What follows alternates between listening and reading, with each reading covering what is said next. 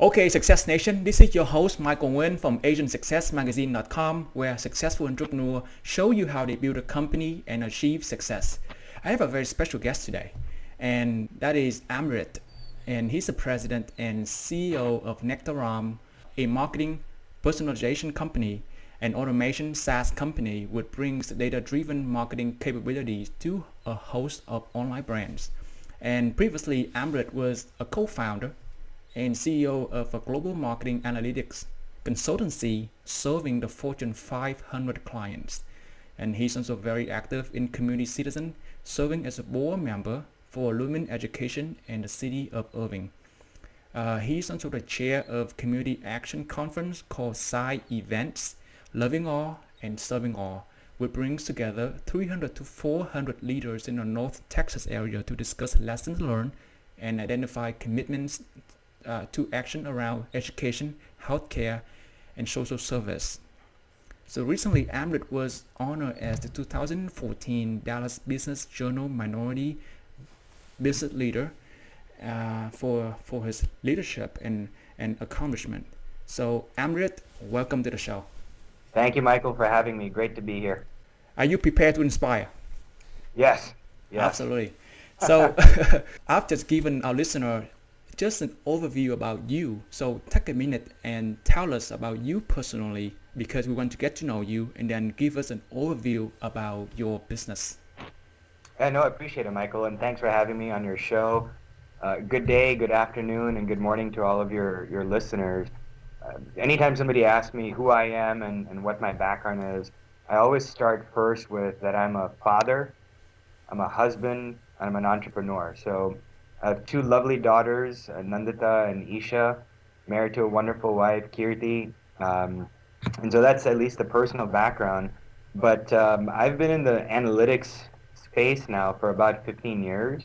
Started the career at Accenture, spent some time at McKinsey, which is a management consulting firm. But really, I describe myself as an entrepreneur. I've built multiple businesses, all really in the analytics space, so using data and information to help make a customer experience better, or to help a brand, for example, like Best Buy or Office Depot, which have been some of my past clients, help them understand their customers so they can serve their customers better, so that those brands can obviously then make a better profit and grow their revenue, but all using data.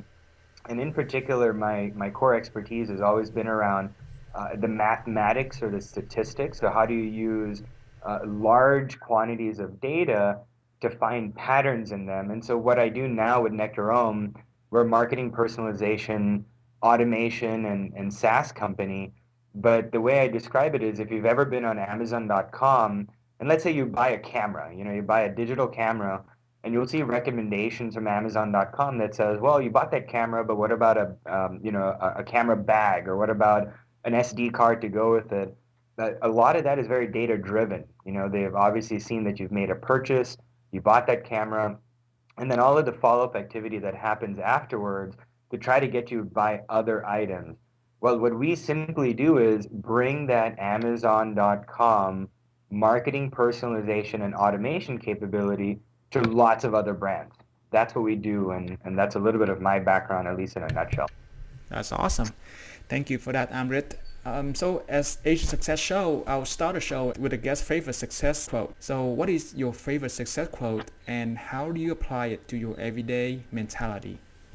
Yeah, no, it's a great question. I have so many quotes written up on our wall in the office, and we look at it, and it really helps define even the culture as a company. And my favorite one is help ever, hurt never. And it's actually said by my spiritual teacher, Satya Sai Baba. And the concept of it is, well, help ever and then hurt never. And so even in the terms of how we serve our clients, and we're a software company, so fundamentally we're driven by the needs of our clients, making sure that their client is getting the most benefit from our software, that they're able to help their customer in turn get a great experience on their website. And so anytime we're even speaking with our clients is, well, the language we use is, well, how can I help you be more successful? How can I help you use our software better? And so that's obviously on the business part of what we do. but many of our teammates, myself included, are very active in the community, serving, at the bridge in downtown Dallas, which is a homeless shelter. So we bring this concept of help ever, hurt never very deeply into the work that we do, both with clients, but then also very much the community service work that we all participate in. That's frankly that's what drives me every single day. It's awesome. So, well, first of all, congratulations on being a winner of the 2014 DBJ. Thank How do you you. feel about it? Yeah, I mean, it felt amazing. I mean, Michael, it really did. I mean, it was a testament to our team because obviously we have a fantastic team of professionals and associates, most of them here in Dallas, some of them actually in India. And so when I moved from South America, and this is a small Dutch country in South America, you arrive here and you just wonder, how is it going to be? And I was young at the time. And so to get an award like that from the Dallas Business Journal and the other award recipients, I didn't realize who some of the other honorees are. It's a senior executive from AT&T. If you know Bishop Jakes, TD Jakes here in Dallas, he was one of the other honorees. So you had executives, a C-level officer from Tenet, which is that healthcare company. And then here I am in the middle of that. I mean, I think it was a tremendous honor and very humbling to see the group there.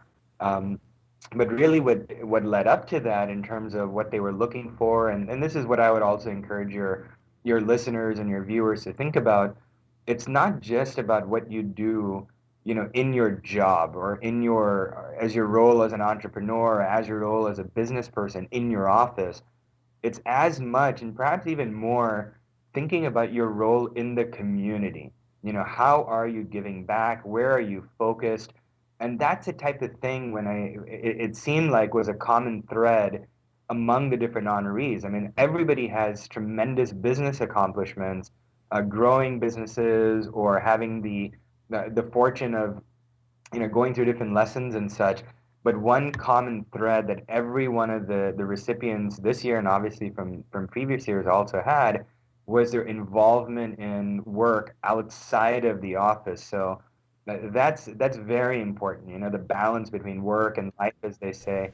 But the concept of really find something you're passionate about and give back. Let me ask you about the company. Can you share with the audience the accomplishment of nectarOM so far in Q1 of 2014 as far as the revenue growth percentage? Yeah, no, exactly right. I mean, we don't typically talk about our revenue numbers in that way, but just to give you a little bit of the history, right, in terms of where we've been and what we are, I still describe ourselves very much as a startup. I mean, from an employee perspective, we're 10, 11 folks in Dallas, and then there's another 7 or 8 folks that are in India. So we're relatively small in terms of the size of the company, but we've had tremendous growth, and we launched our initial software platform last April. March was beta, and then we went into a full-on launch in April.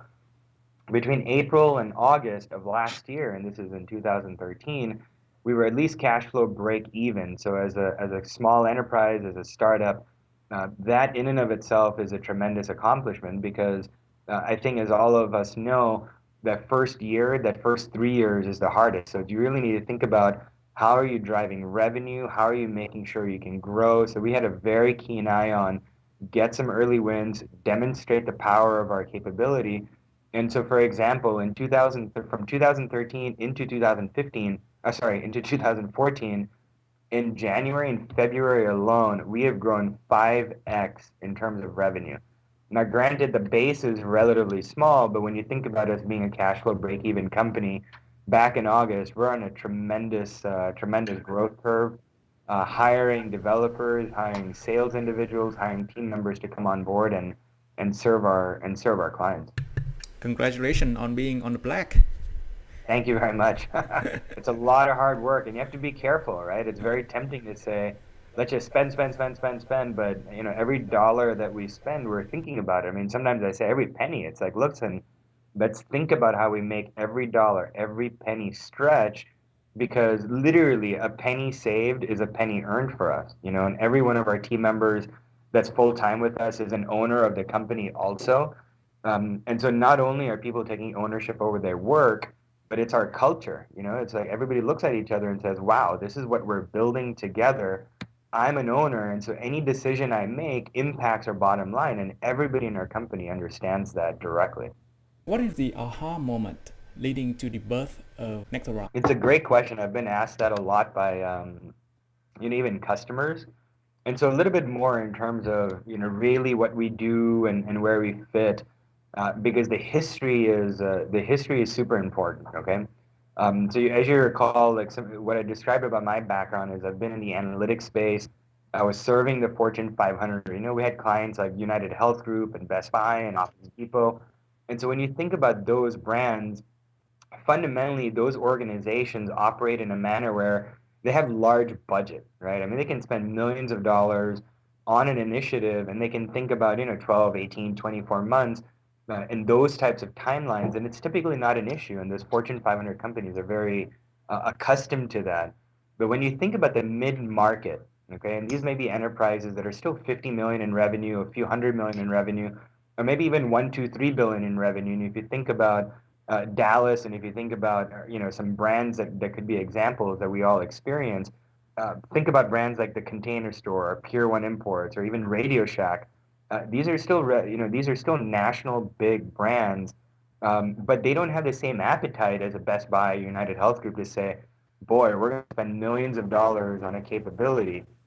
And so what we built with nectarOM, and the aha moment was, well, the big guys all have the resources, okay? They have the dollars, they have the expertise, and they have the team. But the smaller companies, which you could describe almost sometimes as specialty or challenger brands, they don't have those deep pockets, but they're looking for the capabilities that the big guys have.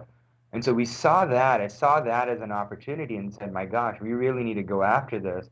And so we built our entire software suite from the ground up to say, how do we make it easy for a marketer to personalize marketing?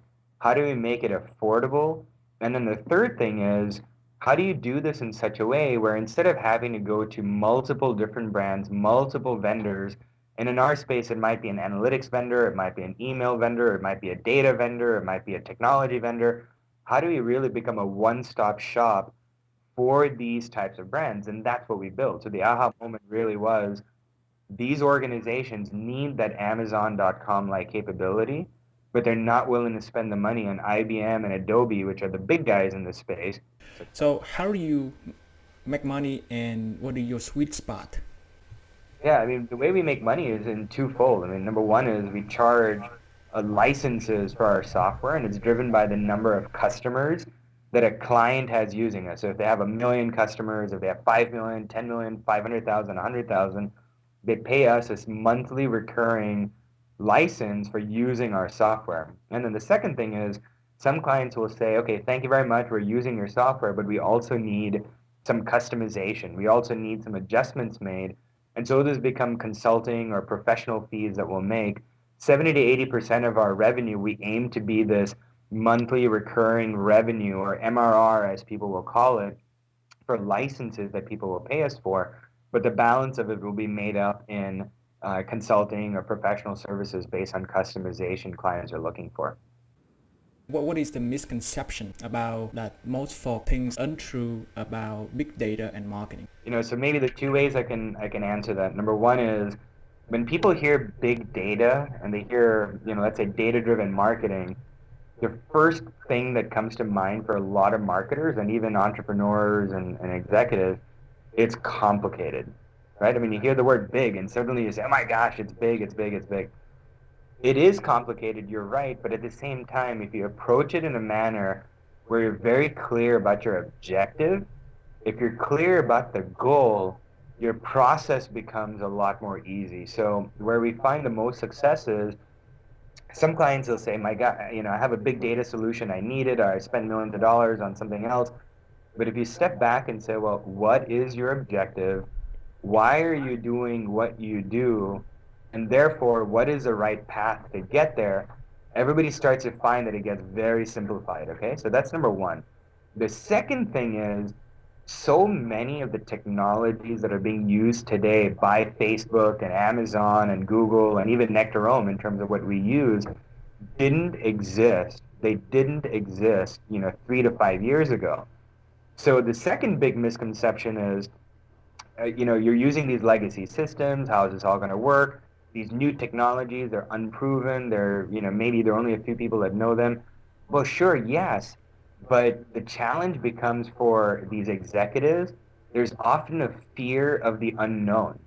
And so much of our time that we spend even talking to executives in our sales process, in our implementation process, we're educating. They want to learn. These technologies are so new. People have been in the role sometimes 10, 15, 20 years that when they hear things like, oh, we use a NoSQL environment or we use MongoDB, immediately you think, these are things I've never heard of. So you have the fear of the unknown. So that's the other second misconception, that everybody really knows the technology and everybody knows how this all operates. That's not really true. So people need to spend their time and get educated and ask, and there's lots of resources available online as well to learn. But those are really the two things. Big data does not have to be complicated. And then the second thing is this is a learning process because everything is really so new for many of us. I want to learn something that you have never or rarely share about the time that when your company within 1 year you and your team that got your company in the black areas. I think there are two types of entrepreneurs. Okay, so obviously there are many types. We're just trying to simplify it. There's some entrepreneurs that like building things. And so because they build something very interesting, maybe a market for it turns up. The second type of entrepreneur, and I think I fall more into this bucket, identifies a need that has dollars associated with it and then builds a solution around that. And so, even as we were going through our formative steps, it wasn't about, is it this product or that product? I mean, we obviously were a product company, but it was very much focused on what is really the customer need. And so in that process, we did two things. Number one, we got a lot of input from customers early on. We reached out to friends, we reached out to family.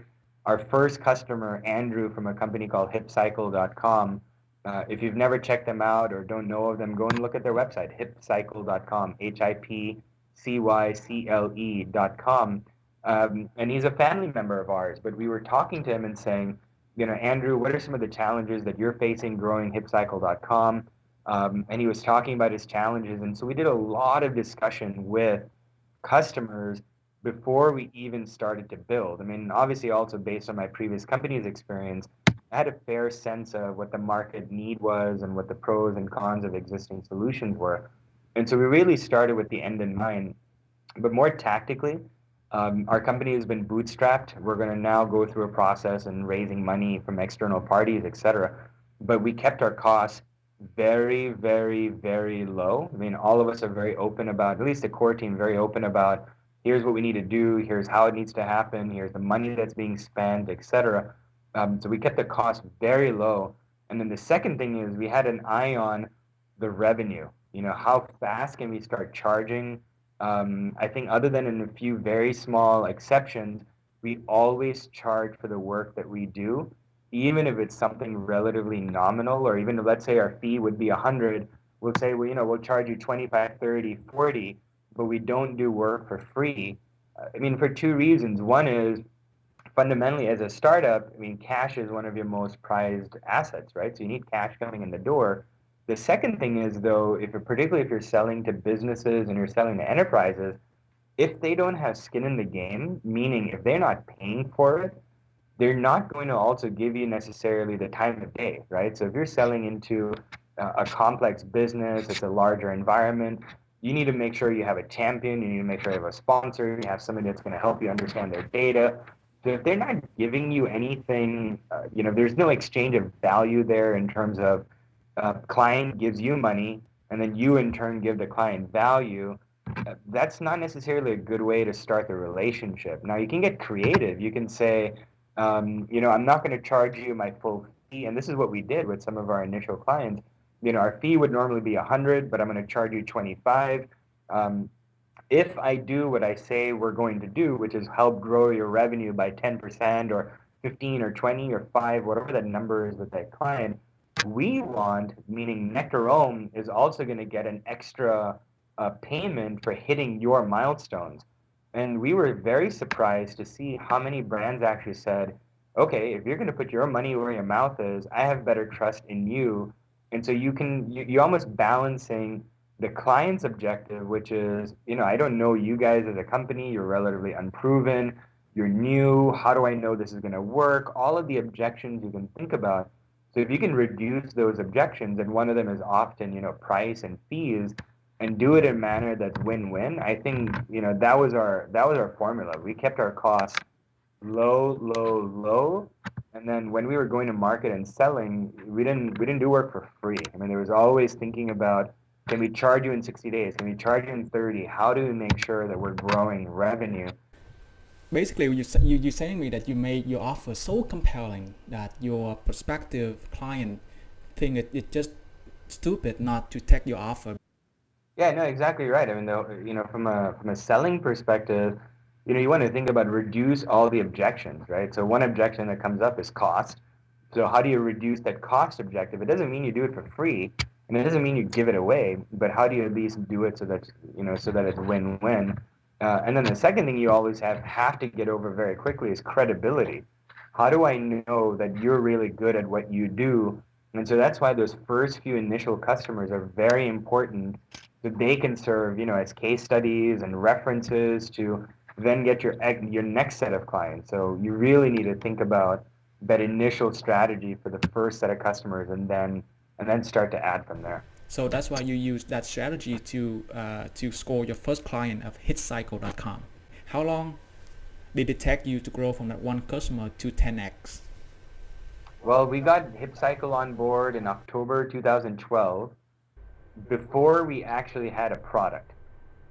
So, it was like, hey, Andrew, we need help. You need help. So we were doing things manually, but we were learning, what is it that he needs? How does it need to happen? So we would still charge him, but we would charge him a very, very, very low fee, but he was giving us input, so it was a win-win in that way.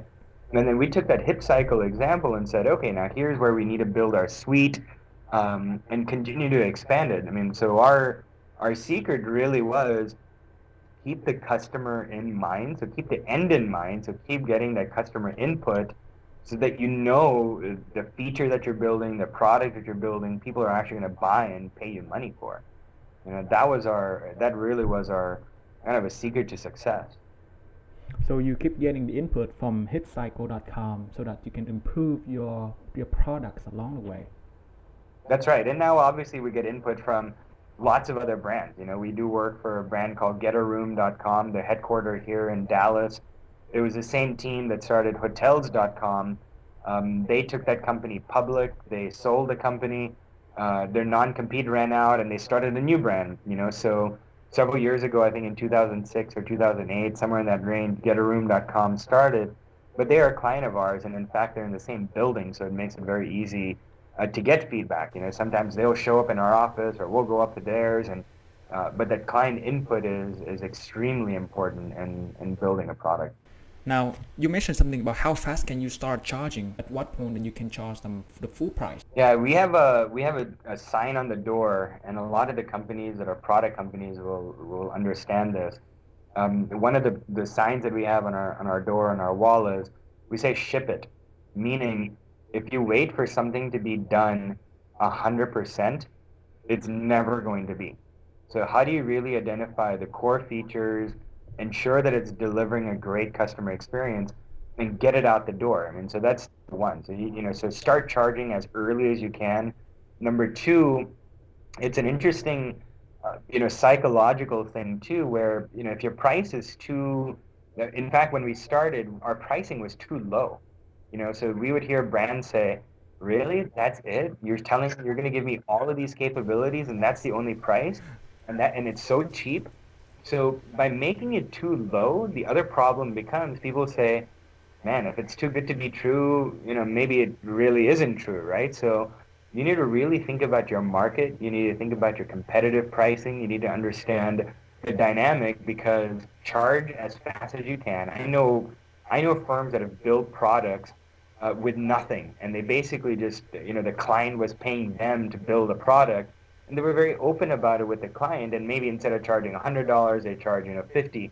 But the point being, charge early, charge in a manner that demonstrates value that you're going to deliver, right? Not necessarily the value of, if you look at it just as, oh, I'm only, X number of people, I'm a startup, I'm small, I'm, et cetera. Don't think about it in that way. You need to think about it in terms of the value that you're going to deliver, your product, your company is going to deliver for your customer. And it's very true in a B2B setting, but it's also very true in consumer settings, right? Why is it that Whole Foods, you walk into a Whole Foods and you're going to pay sometimes 30 to 50% more for a gallon of milk, okay? It's the same milk, Horizon, let's say, as a brand that you can buy at Kroger, but you walk into a Whole Foods and you're willing to pay 30% more.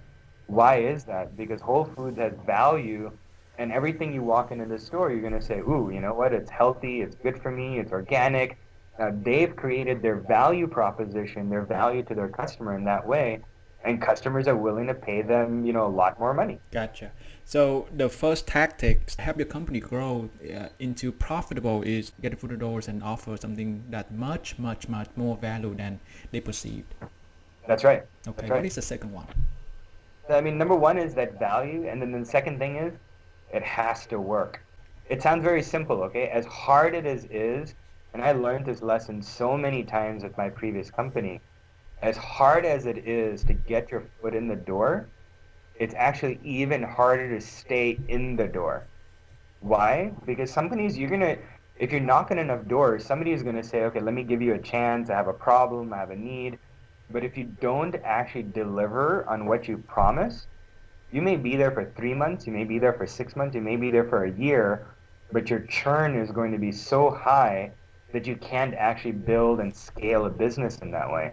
So, number one is deliver value and charge for that value. But number two, part of delivering value is delivering on your promise. So be very careful about what your product can do and be clear about what it can do today. And then talk about, okay, here's what's on my roadmap, here's some of the other things that are coming up. Be transparent with your customer, because they're going to see it. They're going to see it when they start using your capability.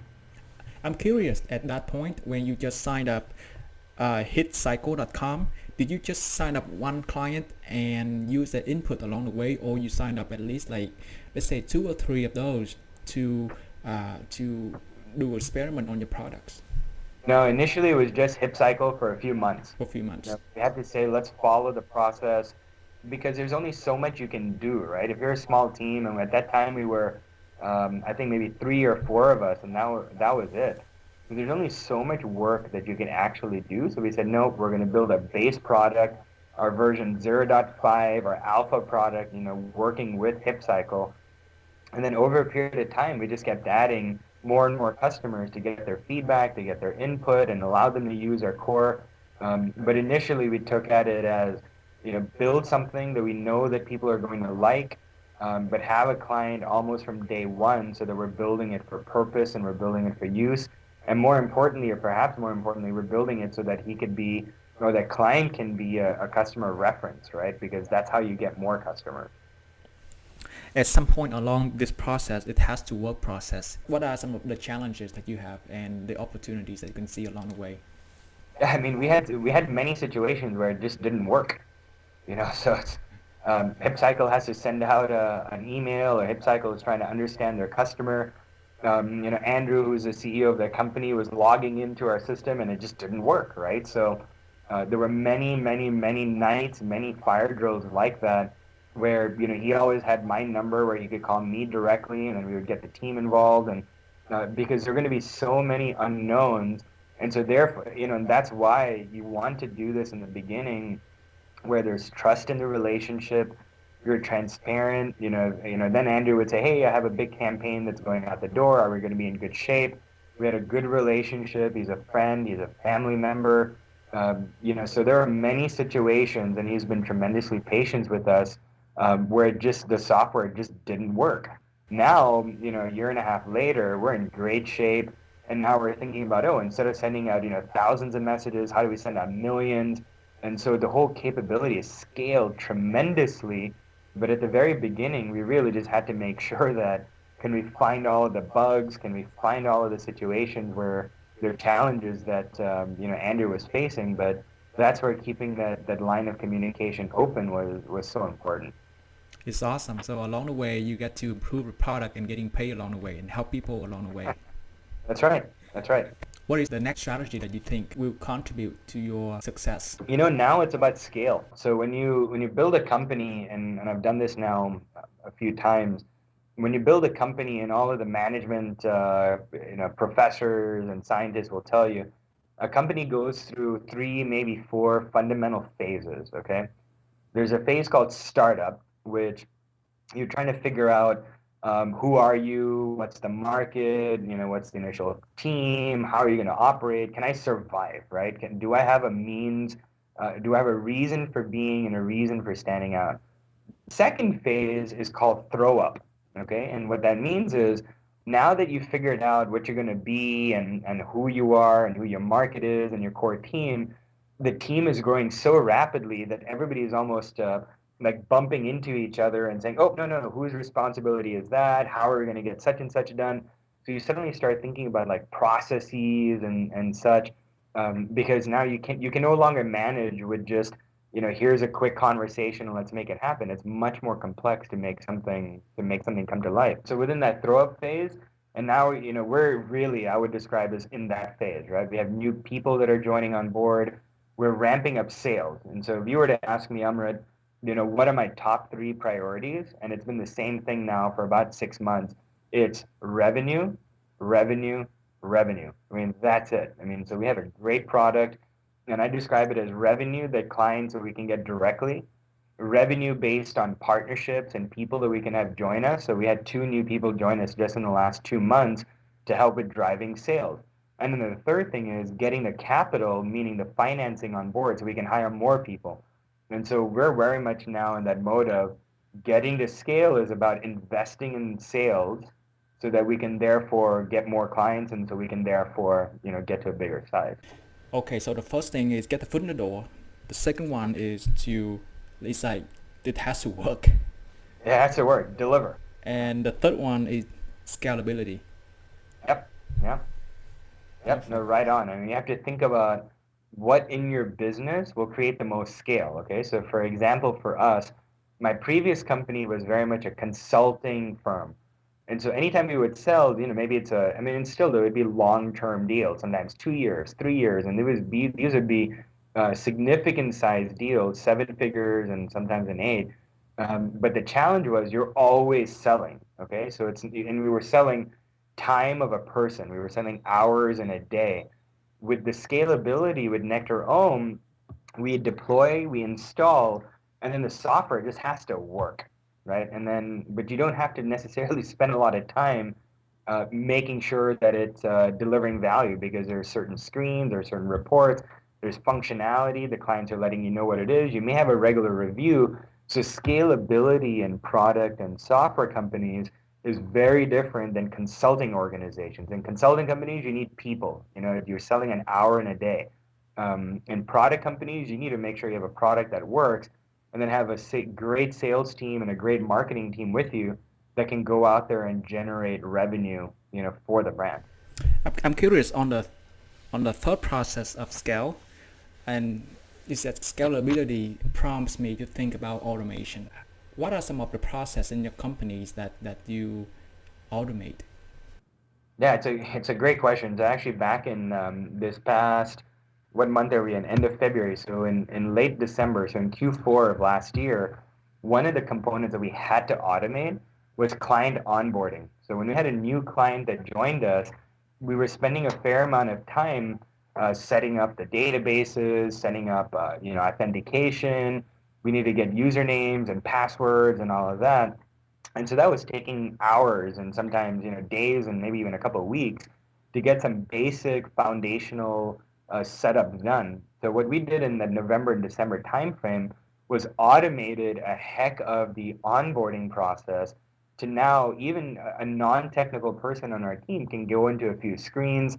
They can insert, a client domain. They can insert a client name, and automatically emails are generated. The client can insert usernames and passwords. And so much of that now in terms of the client onboarding, we automated, so that's an example where even automation in our world, even though we're an automation company, we're a personalization company, and that's what we do for our clients, but we spend time automating our own process to make it much more efficient getting clients on board. That's wonderful. So what was the result from automation investment? Yeah, I mean, instead of taking 2 to 3 weeks to onboard a client, it happens in 1 to 2 days. Oh my So gosh. now what we're able to do, and in fact, I was with a client yesterday, and it doesn't mean that the full suite is onboarded. It doesn't mean we have all of their data. But one of the clients, they saw this dashboard that we have that brings together Facebook data and Instagram and YouTube and Google and all of these data sets that are available to the client external to them. They saw this dashboard and he said, "Oh my gosh, so you're saying I don't have to go to each one of these brands anymore and I can have it all in one spot. How long would it take me to get this, get this going? How long would it take for us to get this?"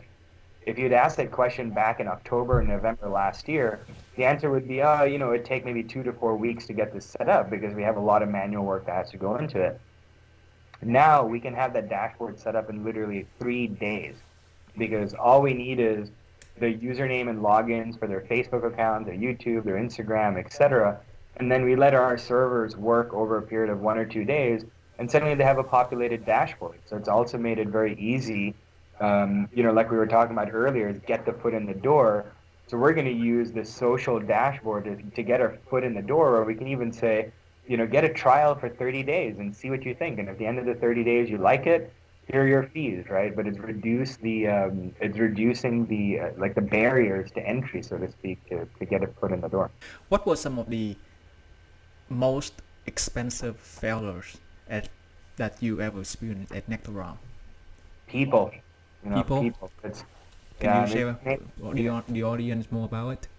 Yeah, I know. I mean, sometimes you're like, oh my goodness, I need to make hires and I need to get the right people on board and you need to get work done. So you take shortcuts to say, oh, okay, no, let's get this person on board.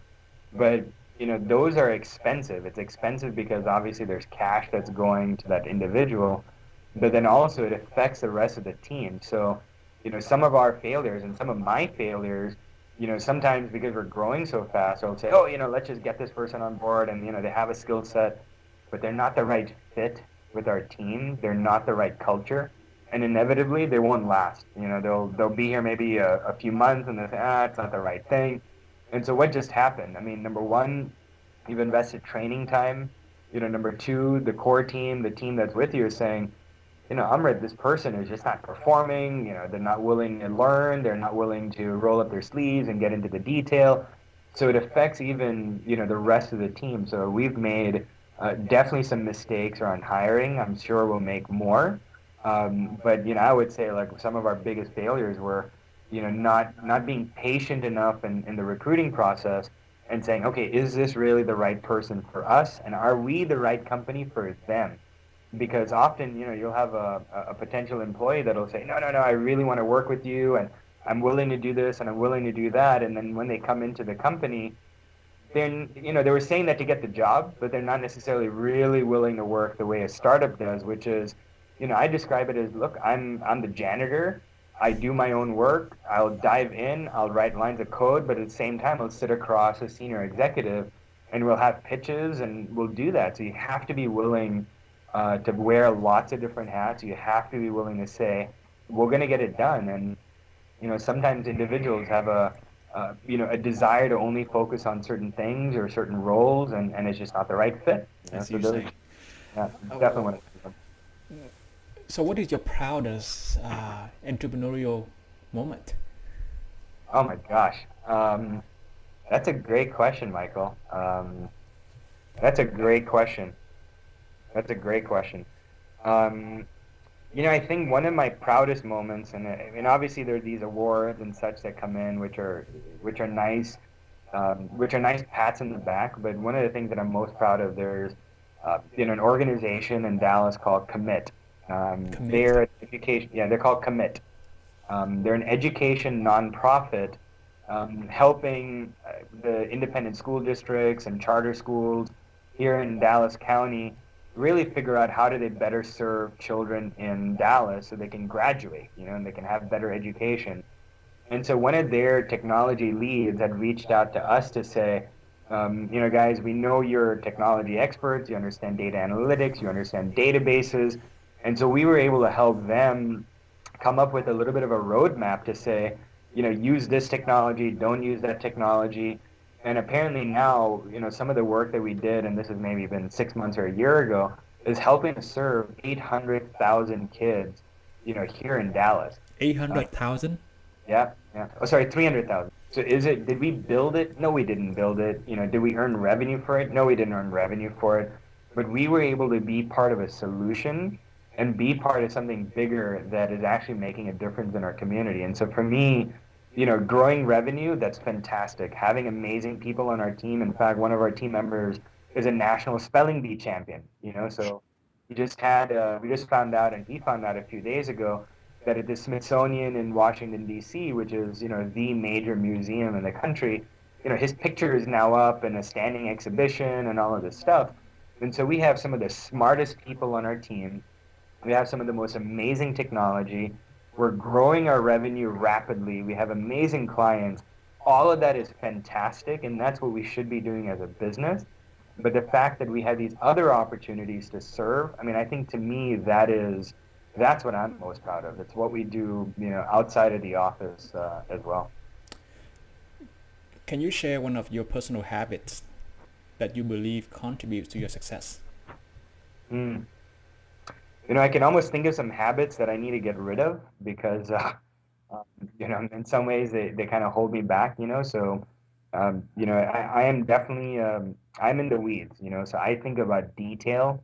And so that's one of the habits that I can describe as both, it holds me back. I need to learn how to better let go. But the second thing is, and this is why I think I'm pretty successful when it comes to interacting with our team, interacting with our employees, interacting with clients.